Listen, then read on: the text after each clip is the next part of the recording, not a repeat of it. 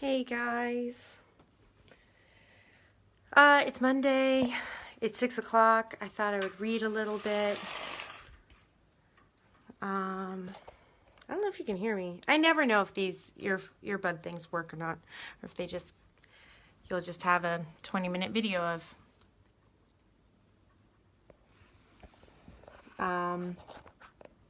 This has been quite the day. I hope you guys have had a more normal / better day than I have. But it's a good time for a book. Okay, so let's see if I can get my phone to stand up.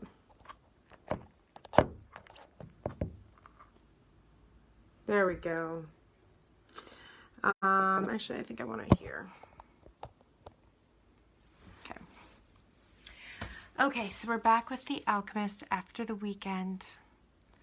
And I'm looking forward to reading it because I really enjoy this book. So I hope you guys enjoy this too.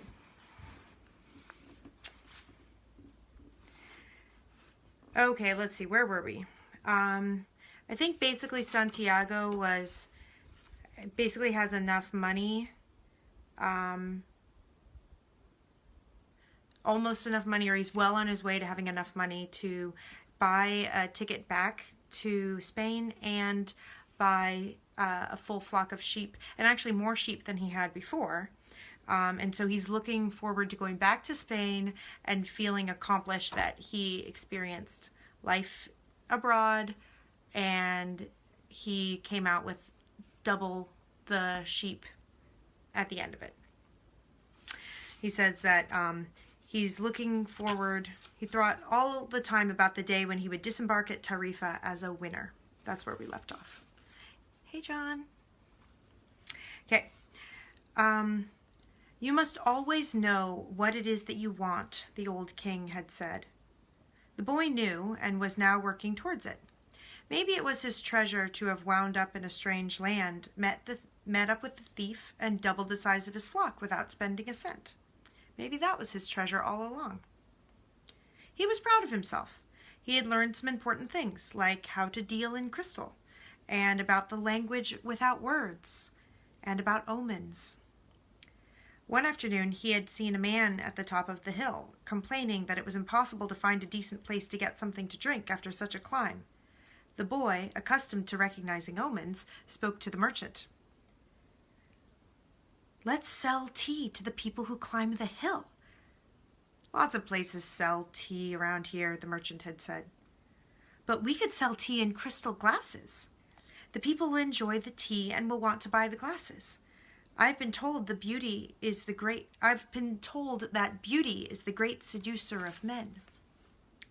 The merchant didn't respond, but that afternoon, after saying his prayers and closing the shop, he invited the boy to sit with him and share his hookah, that strange pipe used by the Arabs. What is it you are looking for? The old merchant asked. I already told you, I want to buy my sheep back, and so I have to earn money to do so. The merchant put some new coals in the hookah and inhaled deeply. I've had this shop for 30 years. I know good crystal from bad, and everything else there is to know about crystal. I know its dimensions and how it behaves. If we serve tea in crystal, the shop is going to expand. And then I'll have to change my way of life.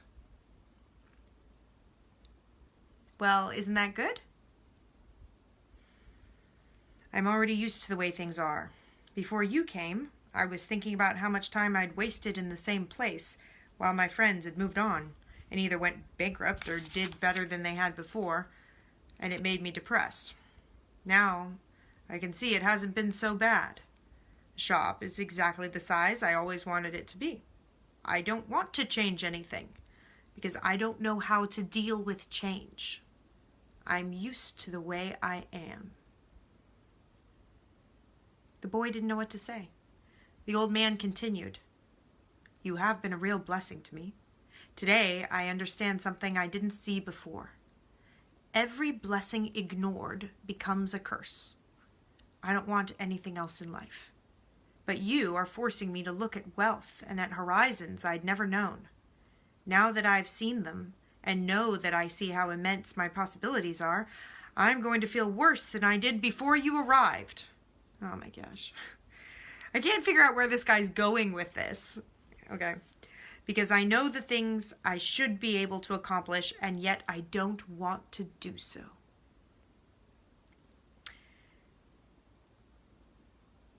It's good I refrained from saying anything to the banker and Tarifa, thought the boy to himself. They went on smoking the pipe for a while as the sun began to set. They were conversing in Arabic, and the boy was proud of himself for being able to do so. There had been a time when he thought that his sheep could teach him everything he needed to know in the world, but they had never taught him Arabic. There are probably other things in the world that the sheep can't teach me, thought the boy as he regarded the old merchant. All they ever do, really, is look for food and water. And maybe it wasn't what they were teaching me, but what I was learning from them. Makhtub, the merchant said finally. What does that mean? You have to have been born an Arab to understand it, the merchant answered. But in your language, it would be something like, it is written. And as he smothered the coals in the hookah, he told the boy that you may begin selling tea in the crystals. Sometimes there's just no way to hold back the river. I can't figure out this guy, this merchant guy. He grumbles and he resists, but then he goes for it. He goes forward with it, with hiring the boy and with making the display case at the bottom of the hill, and now with selling tea in the glasses. And it's interesting. The men climbed the hill, and they were tired when they reached the top. But there they saw a crystal shop that offered refreshing mint tea. They went in to drink the tea, which was served in beautiful crystal glasses. My wife never thought of this, said one, and he bought some crystal. He was entertaining guests that night, and the guests would be impressed by the beauty of the glassware. The other man remarked that the tea was always more delicious when served in crystal, because the aroma was retained. The third said that it was a tradition in the Orient to use crystal glasses for tea because it had magical powers. Before long, the news spread, and a great many people began to climb the hill to see the shop that was doing something new in a trade that was so old. Other shops were opened that served tea and crystal, but they weren't at the top of a hill, and they had little business. Eventually, the merchant had to hire 2 more employees. He began to import enormous quantities of tea along with his crystal, and his shop was sought out by men and women with a thirst for new things. And in that way, the months passed. The boy awoke before dawn. It had been 11 months and 9 days since he'd first set foot on the African continent. He dressed in his Arabian clothing of white linen, bought especially for this day. He put his headcloth in place and secured it with a ring made of camel skin. Wearing his new sandals, he descended the stairs silently. The city was sleeping. He prepared himself a sandwich and drank some hot tea from a crystal glass. Then he sat in the sun-filled doorway smoking the hookah. He smoked in silence, thinking of nothing, and listening to the sound of the wind that brought the scent of the desert. When he'd finished his smoke, he reached into one of his pockets and sat there for a few moments, regarding what he had withdrawn. It was a bundle of money, enough to buy himself 120 sheep, a return ticket, and a license to import products from Africa into his own country. He waited patiently for the merchant to awaken and open the shop. Then the two went off to have some more tea. I'm leaving today, the boy said. I have the money I need to buy my sheep, and you have the money you need to go to Mecca. The old man said nothing. Will you give me your blessing? Asked the boy. You've helped me. You've helped me. The man continued to prepare his tea, saying nothing. Then he turned to the boy. I am proud of you, he said. You brought a new feeling into my crystal shop, but you know I'm not going to go to Mecca. Just as you know you're not going to buy those sheep." "Who told you that?" asked the boy, startled. "Maktub," said the old crystal merchant, and he gave his boy his blessing. The boy went to his room and packed his belongings. They filled three sacks. As he was leaving, he saw in the corner of the room an old shepherd's pouch. It was bunched up, and he had hardly thought of it for a long time. As he took his jacket out of the pouch, thinking to give it to someone on the street, the 2 stones fell to the floor, Urim and Thummim. It made the boy think of the old king, and it startled him to realize how long it had been since he'd thought of him. For nearly a year he'd been working incessantly, thinking only of putting aside enough money so that he could return to Spain with pride. "Never stop dreaming," the old king had said. "Follow the omens." The boy picked up Urim and Thummim, and once again had the strange sensation that the old king was nearby. He had worked hard for a year, and the omens were that it was time to go. "I'm going to go back to doing just what I did before," the boy thought, even though the sheep didn't teach him to speak Arabic. But the sheep had taught him something even more important, that there was a language in the world that everybody understood, a language the boy had used throughout the time he was trying to improve things at the shop. It was the language of enthusiasm, of things accomplished with love and with purpose, and as part of a search for something believed in and desired. Tangier was no longer a strange city, and he felt that just as he'd conquered this place, he could conquer the world. "When you want something, all the universe conspires to help you achieve it," the old king had said. But the old king hadn't said anything about being robbed, or about endless deserts, or about people who know what their dreams are but don't want to realize them. The old king hadn't told him that the pyramids were just a pile of stones, or that anybody could build one in his backyard. And he'd forgotten to mention that when you have enough money to buy a flock larger than the one you had before, you should buy it. The boy picked up his pouch and put it with his other things. He went down the stairs and found the merchant waiting on a foreign couple.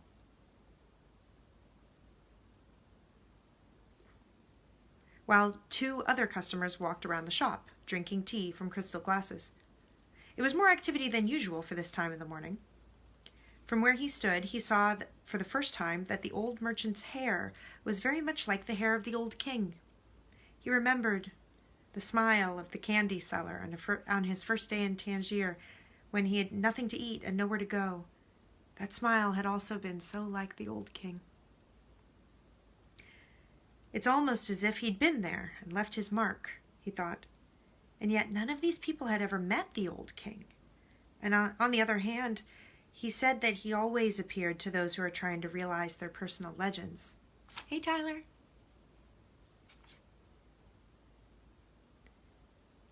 The boy left without saying goodbye to the crystal merchant. He didn't want to cry while other people were there. He was going to miss this place and all the good things he'd learned.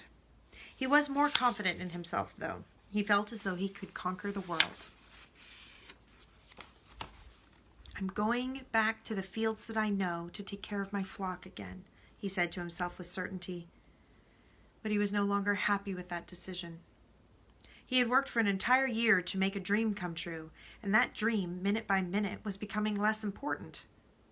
Maybe because that wasn't really his dream. Who knows? Maybe it's better to be like the crystal merchant. Never go to Mecca. Just go through life wanting to do so, he thought, again trying to convince himself. But as he held Urim and Thummim in his hand, they had transmitted to him the strength and the will of the old king. By coincidence, or maybe it was an omen, the boy thought, he came to the bar he had entered on his first day. The thief wasn't there, and the owner brought him a cup of tea.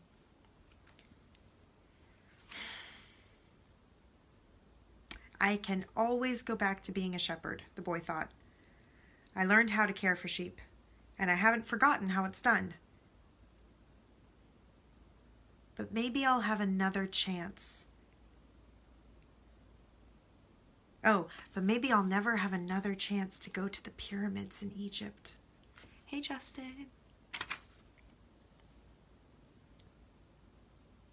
Yeah, I lost my spot. Hey, Jonathan. Okay, I gotta stop looking at the names that come up. I am so happy you guys are all watching. I'm gonna keep reading. I'm gonna try not to lose my place. So he's like, I can always go back to being a shepherd, but I might never have another chance to go to the pyramids in Egypt. The old man wore a breastplate of gold, and he knew about my past. He really was a king, a wise king. The hills of Andalusia were only 2 hours away, but there was an entire desert between him and the pyramids. Yet the boy felt that there was another way to regard his situation. He was actually 2 hours closer to his treasure. The fact that the 2 hours had stretched into an entire year didn't matter. I know why I want to get back to my flock, he thought. I understand sheep. They are no longer a problem. They can be good friends. On the other hand, I don't know if the desert can be a friend. And it's in the desert that I have to search for my treasure. If I don't find it, I can always go home. And I have finally enough money and all the time that I need, so why not?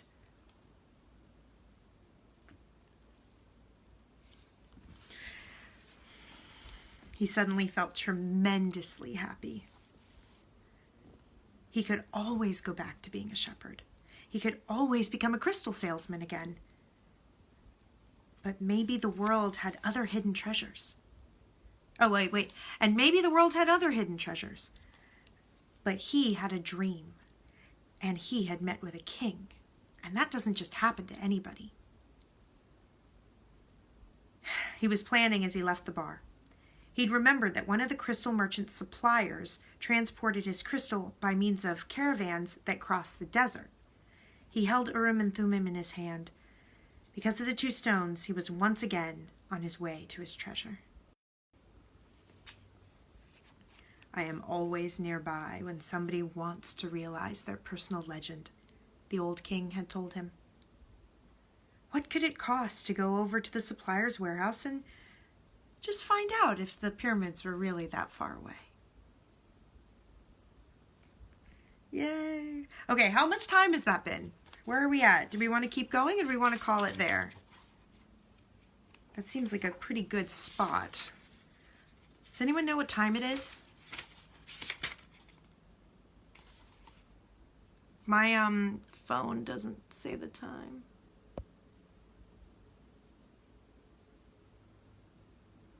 Hold on, let me see.